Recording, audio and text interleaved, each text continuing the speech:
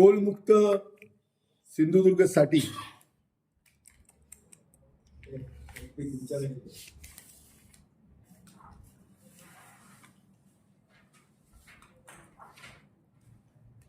टोलमुक्त सिंधुदुर्गसाठी सिंधुदुर्ग जिल्हावासियांनी एकत्र येऊन या बाबतीमध्ये उठाव करण्याची गरज. खरं तर हा जो काय टोल वसुलीच्या संदर्भात जो घाट वसुली करण्याचा नॅशनल हायवे प्राधिकरणनं जो निर्माण केलेला आहे, या बाबतीमध्ये 2023 मध्ये याच ओसरगाव टोल नाक्यावर संपूर्ण सिंधुदुर्ग जिल्हावासियांनी या विरोधामध्ये आंदोलन केलेलं होतं, आवाज उठवलेला होता. आणि त्यावेळी याबाबत टोल वसुली ही रद्द करण्यात त्या ठिकाणी आलेली होती. 2023च्या नंतर आता 2026ला पुन्हा एकदा ही बातमी की याबाबतची निविदा प्रक्रिया टोल वसुली बाबतीमध्ये सुरू आहे आणि लवकरच मे महिन्यामध्ये टोल वसुली सिंधुदुर्ग जिल्हावासियांकडनं केली जाणार आहे, अशा प्रकारचं वृत्त हे त्या ठिकाणी प्रसिद्ध झालं. आणि त्याच्यानंतर सगळ्या स्तरावरनं याबाबतचा निषेध किंवा याबाबतच्या आंदोलनाची भूमिका किंवा उठाव करण्याची भूमिका त्या ठिकाणी सुरू झालेली आहे.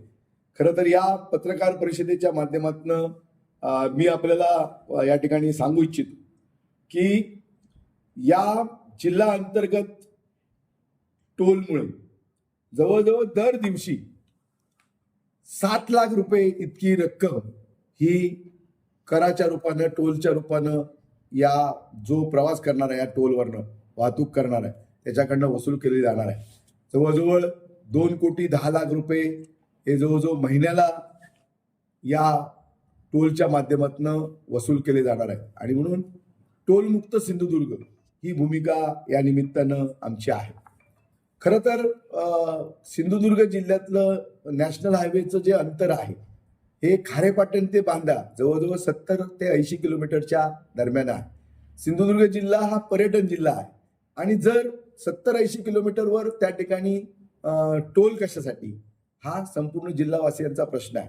आणि खरं तर नॅशनल हायवे प्राधिकरणला जर टोलच वसूल करायची जर खुमखुमी असेल तर ओसरगाव टोल नाका ही जागा पूर्णतः चुकीची आहे. ही जागा पहिल्यांदा त्या ठिकाणी बदलली पाहिजे. एकतर खारेपाटणच्या हद्दीवर सिंधुदुर्गाची हद्द जिथं संपते तिथं तर एक तर उभा करा, नसेल तर सिंधुदुर्गाच्या बांदा हद्दीवर जिथं सिंधुदुर्गाचा जिल्ह्यातला हद्द संपते कुठंतरी एक ठिकाणी आपण हा टोल त्या ठिकाणी नाका उभारण्यात यावा. त्यामुळे ओसरगावचा टोल ही मुळात पूर्णतः चुकीची बाब आहे. दुसरी गोष्ट, या टोलमुळे सिंधुदुर्ग जिल्ह्याचं विभाजन झालेलं आहे. 3 तालुके, विशेषतः कणकवली, वैभववाडी आणि देवगड आणि इतर तालुक्यातली काही गावं, या गावांना याचा रोजचा त्रास हा त्या ठिकाणी सहन करावा लागणार आहे. कारण जिल्ह्याचं जे मुख्यालय आहे ओरस, सिंधुदुर्ग नगरी ही ओरसमध्ये असल्यामुळे त्या ठिकाणी जिल्हाधिकारी कार्यालय आहे, पोलीस मुख्यालय आहे, जिल्हा परिषद आहे, जिल्हा बँक आहे, आरटीओचं त्या ठिकाणी कार्यालय आहे, सरकारी मेडिकल कॉलेज आहे, मेडिकल हॉस्पिटल आहे. अशा प्रकारच्या अनेक शासकीय संस्था, शासकीय कार्यालय ही ओरसमध्ये असल्यामुळे सातत्यानं लोकांना त्या ठिकाणी ये जा करावं लागणार आहे. आणि त्यामुळे हा आर्थिक जो भुर्दंड आहे हा माझ्या जिल्हावासियांना त्या ठिकाणी या निमित्तानं द्यावा लागणार आहे. आणि म्हणून याच्यापासून, या टोल वसुलीपासून सिंधुदुर्ग टोलमुक्त व्हावा ही आमची त्या ठिकाणी भूमिका आहे. त्याचबरोबर आज जर आपण पाहिलं आपल्या राज्याच्या लगत असलेलं जे गोवा राज्य आहे, या गोवा राज्यामध्ये कुठेही त्या ठिकाणी इतके चांगले रस्ते त्या राज्यामध्ये आहेत, अनेक मोठी मोठी ब्रिजेस आहेत, पुलं आहेत, पण त्या कुठेही गोव्याच्या राज्यामध्ये रस्त्याच्या माध्यमातून टोल कुठेही त्या ठिकाणी टोल नाका उभारण्यात आलेला नाही आणि कुठलाही टोल गोवा राज्यामध्ये घेतला जात नाही. कोल्हापूर शहरामध्ये म्हणजे कोल्हापूर जिल्ह्यामध्ये अशाच पद्धतीचं IRB-नं टोल वसुलीची भूमिका त्या ठिकाणी घेतलेली होती. कोल्हापूर जिल्ह्यातली जनता, शहरातली जनता एकत्र आली आणि तो टोल वसुलीचा प्रयत्न त्या ठिकाणी हाणून पाडला आणि आजही कोल्हापुरामध्ये कुठल्याही त्या ठिकाणी कुठलाही टोल घेतला जात नाही. म्हणजे एकीकडे गोवा राज्यामध्ये कुठलाही टोल घेतला जात नाही, कोल्हापूर जिल्ह्यामध्ये कोल्हापूर शहरामध्ये कुठल्याही प्रकारचा टोल घेतला जात नाही. पण सिंधुदुर्ग जिल्हा हा पर्यटन जिल्हा आहे. 70-80 किलोमीटरचा रस्ता आहे. आजही तो संपूर्ण त्या ठिकाणी पूर्ण झालेला नाही. कुठल्याही प्रकारच्या ज्या सुविधा आहेत, प्रसाधनगृह असतील, आरोग्याची सुविधा असेल, अशी कुठलीही सुविधा त्या रस्त्यांवर नाही. अजूनही त्या ठिकाणी काम अपूर्ण आहे. आणि म्हणून असं असताना आपण त्या ठिकाणी हा टोल कशासाठी त्या ठिकाणी वसूल करताय आणि कशासाठी सिंधुदुर्गाची जनतेची त्या ठिकाणी आपण लूट करणार आहात आणि म्हणून त्याच्याच त्या विरोधामध्ये आमची त्या ठिकाणी भूमिका आहे. आणि म्हणून सिंधुदुर्ग जिल्हावासियांना संपूर्ण टोल माफी त्या ठिकाणी व्हावी. सिंधुदुर्ग जिल्हावासियांचा वरचा होणारा अन्याय आणि आर्थिक भुर्दंड हा त्या ठिकाणी होऊ नये आणि जिल्हावासियांची लूट थांबवावी ही त्या ठिकाणी आमची भूमिका आहे. आणि जर जिल्ह्यातली जनता जर जिल्हा अंतर्गत प्रवास करण्याचा असेल तर आम्ही सिंधुदुर्ग जिल्हावासियांनी टोल का भरायचा हा मूळ त्या ठिकाणी प्रश्न आहे. आणि म्हणून टोल मुक्त सिंधुदुर्ग ही आमची त्या ठिकाणी भूमिका आहे.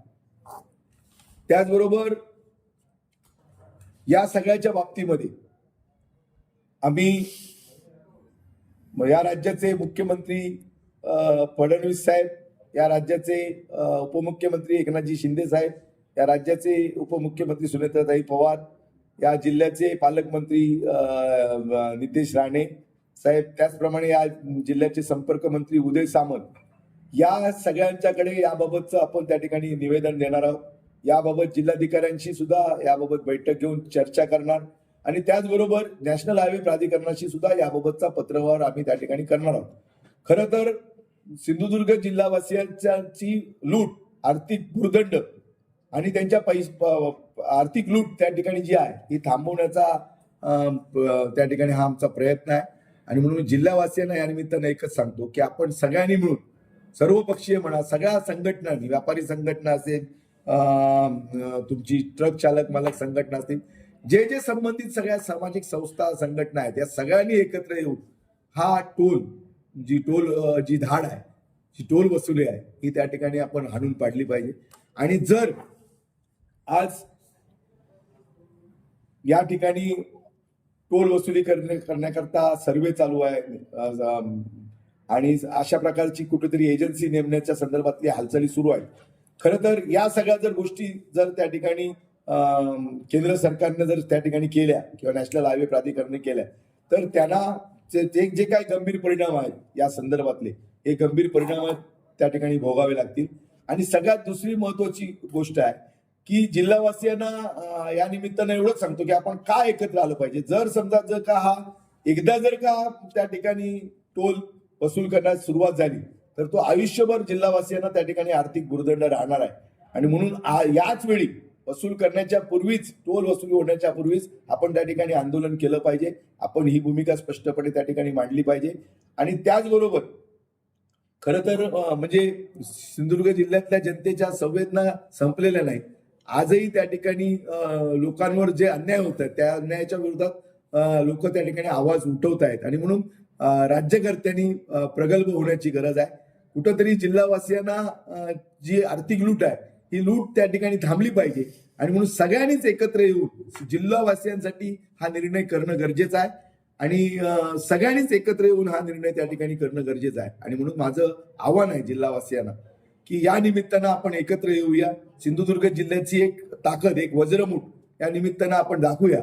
आणि जी काय सिंधुदुर्ग जिल्ह्याची जी लूट आहे, सिंधुदुर्ग जिल्ह्यावर होणारा जो अन्याय आहे, सिंधुदुर्ग जिल्ह्याचं जी काय आर्थिक भुर्दंड आहे, हा जो त्या ठिकाणी होणार आहे याच्या विरुद्ध एक आवाज त्या निमित्तानं उठवूया. आणि खरं तर हा निर्णय प्रशासनाला आणि राज्यकर्त्यांना त्या ठिकाणी घ्यावाच लागेल. कारण जिल्ह्याच्या जनतेला हा होणारा त्रास आहे सातत्यानं. मला सांगा, कणकोली, वैभव आणि देवगड या 3 तालुक्यातले लोक रोज त्या ठिकाणी ये जा करणार आहेत. जिल्हा मुख्यालयामुळे, आणि रोज त्या ठिकाणी त्या टोल भरायचा का? आणि म्हणून ही भूमिका चुकीची आहे. ओसरगावचा टोल नाका ही जागाच त्या ठिकाणी चुकीची आहे. आणि म्हणून जर आपल्याला नॅशनल हायवे प्राधिकरणाला जर टोल वसूलच करायचा असेल, खुमखुमीत जर त्यांना असेल, तर त्यांनी जिल्ह्याच्या हद्दीवर कुठेतरी एका ठिकाणी तशा प्रकारचा टोल नाका उभा राहावा. ज्या दिवशी लोकांना जिल्ह्याच्या बाहेर जावं लागत असेल त्या दिवशी कदाचित जिल्ह्यातली जनता त्या ठिकाणी टोल भरेल. पण जिल्ह्याच्या ओसरगावचा टोल नाका ही जागा चुकीची आहे, जिल्ह्याचं विभाजन करणारी आहे. 3 ते 4 तालुक्यावर हा अन्याय आहे. आणि म्हणून कुठल्याही परिस्थितीमध्ये सिंधुदुर्ग जिल्हावासीयांवर होणारा अन्याय याच्या विरुद्ध त्या ठिकाणी हा आवाज आहे.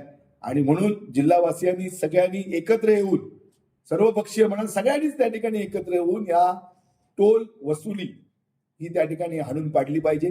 सिंधुदुर्ग जिल्हा हा टोल मुक्त जिल्हा त्या ठिकाणी करण्याची गरज आहे. समर्थ न्यूज चॅनल यूट्यूबवर सबस्क्राईब करा व बेल आयकॉनवर क्लिक करा आणि रहा अपडेट.